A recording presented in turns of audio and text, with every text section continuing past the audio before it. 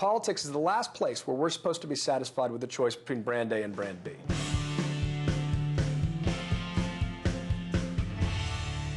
Hi, I'm Nick Gillespie for Reason TV. Today we're talking with John Avlon, the author of the new book Wingnuts, How the Lunatic Fringe is Hijacking America. Define a wingnut and give us an example. There's a right-wing nut and a left-wing nut. Give us an example. So a wingnut is someone on the far right wing or far left wing of the political spectrum. These are the professional partisans, the unhinged activists, the paranoid conspiracy theorists, the people who are always trying to unite us rather than divide us. And there have been many of them throughout our history. I mean, in politics today, you got two congressmen who are two of my favorite wingnuts, i.e. least favorite people, Alan Grayson on the left and Michele Bachmann on the right. In media, certainly Glenn Beck and Keith Olbermann have a lot of parallels. And describe when you say they're lunatic fringe, what puts them over the edge from decent discussion? Well, usually it's not actually the figures themselves. It's the fact that they're using incitement and the effects of that. Hate is a cheap and easy recruiting tool, but it can be murder on a democracy, and that is what we're starting to see. We're starting to see the dialogue from these folks, the way it trickles down. We're playing with dangerous stuff. So, for example, Rush Limbaugh says on radio one week, if Al-Qaeda wants to destroy America, they better hurry because Barack Obama's beating them to it. Right. And then 10 days later, it's a sign and a protest. And it's the demonization of people who disagree with you. It's the elevation, sort of pumping up hate in the service of hyper-partisanship that I think is really in the process of taking us off the rails. And I just think we need to call it out and confront it. How is that different than politics as usual in America? In the 19th century, Abraham Lincoln was shown as a baboon or a monkey or whatever. Little Orphan Annie used to attack Harold Gray, the creator of Little Orphan Annie, attacked FDR all the time. What's different and what's new? Well, I think the reason, we've always had extremes in our politics. We're never going to change human nature. We shouldn't bother to try. The difference is that the wingnuts are more powerful than ever before, and I think there are three reasons for that. One, the parties are more polarized than ever before. So the power has moved from the center to the extremes. Second of all, we got the rise of partisan media. You had Father Coughlin with a radio show in the past and all that, but now you've got people with national reach, really in many cases repeating stuff that, John Birch Society claims, but reaching millions of people. And actually, instead of getting talking points from the parties, all of a sudden it's reversed. The talking points are actually coming from the talk radio hosts and the TV hosts and going to the parties themselves. And the third thing is the internet. The internet can be an incubator for extremism. It becomes a way for radicalization. You get a bunch of people who think alike, all talking to each other, and there becomes an impulse to try to drum anybody out who disagrees. This is this sort of, the hunt for heretics we see in the parties, the hunting for rhinos in the Republican Party and dinos in the Democratic Party.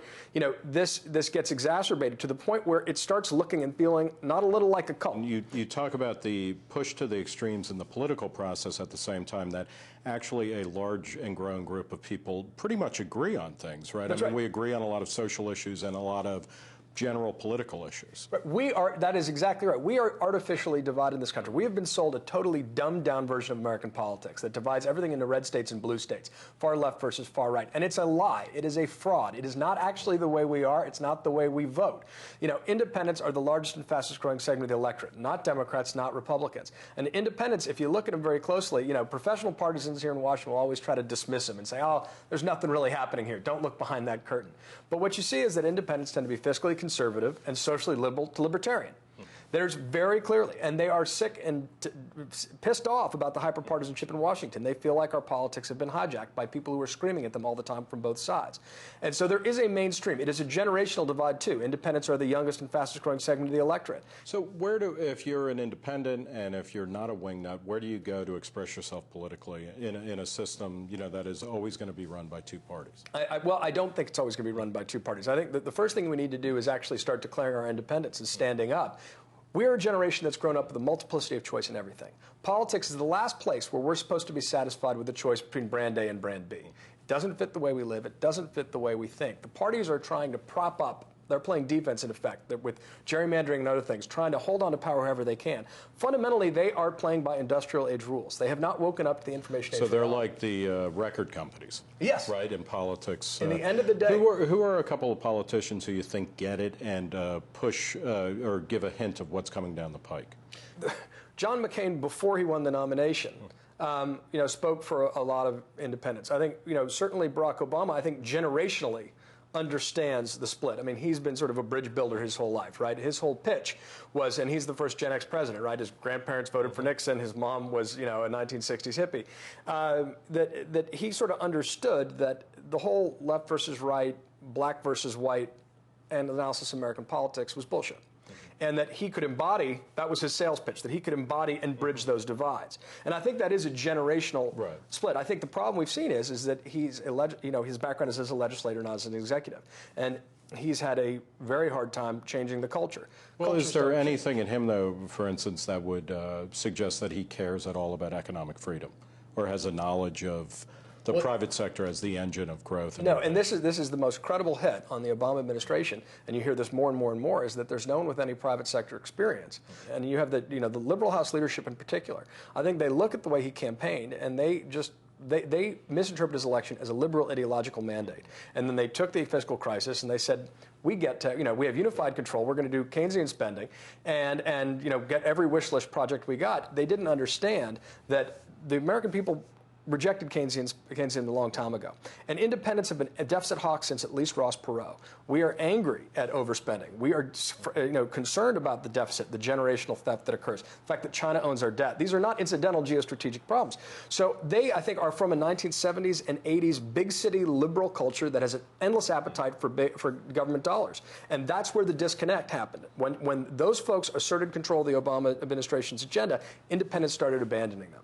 And then, and so I think, the heart of the Tea Party movement that's libertarian is a fiscal conservative protest. The problems come in when you get the Obama derangement syndrome baked in, and that's when it goes, into crazy town. Is the Tea Party, the kind of avatar of new independent people in America, or is it quickly going into wingnut territory? I think that the Tea Party movement is a conservative populist movement. I think there's a lot of common ground with independents and many libertarians on anger about overspending, about deficit, about debt. But again, the problem is this Obama derangement syndrome is getting baked in the cake. And, when you got people calling the president, comparing him to Hitler, a communist, the Antichrist. I mean, one of the sections in my book is called How Obama Became Hitler, a Communist, and the Antichrist, where it actually looks at the progress of that rumor and looks who pumped it up, how it took root, because it is got embedded in some folks' minds. That is fundamentally unhealthy. Even people who aren't Christian. Yes. Yeah. No, and so that should just be a warning shot. We've seen a lot of these attacks before. The Birch Society, before they were, they just co-sponsored CPAC. Somehow the John Birch Society's back. I thought we dealt with them 50 years ago when they said that President Eisenhower was a communist agent. Sure. But these ideas, keep getting recycled, and they're getting recycled at a higher level than ever before. And I think that's why it's so important to call out the extremes on both sides, because that's the other problem is, when folks get in a position where they only criticize the extremes on one side, and then they end up getting sucked into being part of the problem. Right. So part of my hope is by we standing up to the extremes on both sides, we can restore some sanity and perspective to the politics here, because it's not just a generational grudge match between the baby boomers. Talk a little bit about the overlap between independents and libertarians. This is hugely important and not very well understood. When you look at independents, they're in between the Democratic and Republican parties, but they're closer to Republicans on economic issues and closer to Democrats on social issues. What that means functionally is a centrism that is totally aligned with many libertarian principles. These are folks who understand fiscal conservatism, but also individual freedom. When you combine fiscal conservatism and social liberalism, you essentially get a libertarian.